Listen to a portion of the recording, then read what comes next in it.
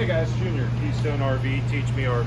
So today what we're doing is we're going to be getting rid of this manual tongue jack and putting a power tongue jack on. Anybody who's cranked up one of these manual tongue jacks, whenever we're trying to put weight distribution on and get the weight off, you know as well as I do it's not the most fun thing on the whole planet. So first step is going to be getting the trailer hooked up to the truck.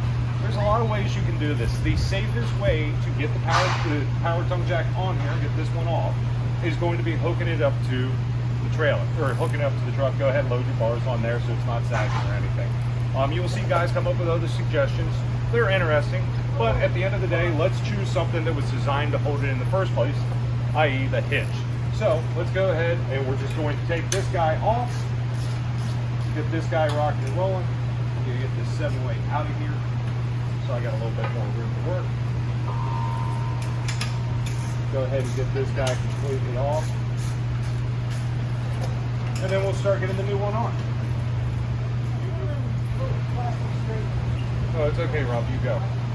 So, if your unit was with the foot, you're going to remove the foot before removing the jack. Then you take the jack, throw it in a big bucket of water sitting right across the shop from you. Why there's a big bucket of water here? I'm not sure. You're going to go ahead and open up the box of your new power tongue jack. There'll be instructions, manuals inside of there, and owner's manuals. Talking about maintenance, how to install them, key items like that. You might not be getting the jack that we're using. So, locate whichever jack you choose, owner's manual, follow the instructions on how to install it there. Most power tongue jacks in the industry are going to have one wire, and they're going to actually ground off of here. So mark where your power tongue jack is going to go down. Make sure you got a good grounding surface for it to work with there. Go ahead and sand it off if needed. Get rid of some of the powder coating. You can always try using, sometimes the bolts will grab enough of the ground.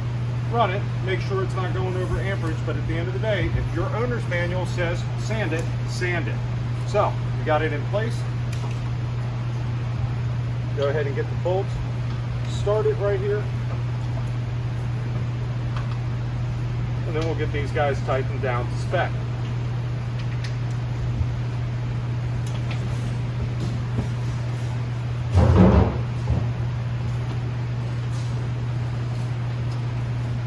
Get all three of them hand tight first, and then torque them to whatever your manufacturer states.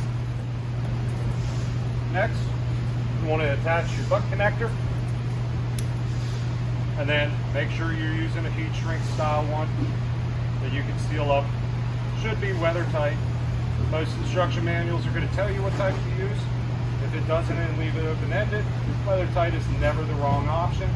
We also already checked to make sure that the unit was or came with a fuse and it was already installed. And believe it or not, we opened up the battery top before we put it on camera. Now we're going to make our connection and we'll be good to go.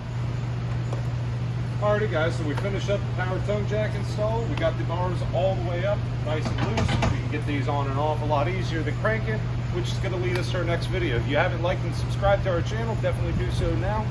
Next video we're going to be going over, I'm going to be wearing the exact same outfit, sitting in the exact same chair, talking about lubrication of your equalizer E2 and E4 hitch. The E4 I'll be in a different position because this ain't an E4. Alright guys, thanks. Make sure you comment down below if you have any questions or video ideas. Have a great day.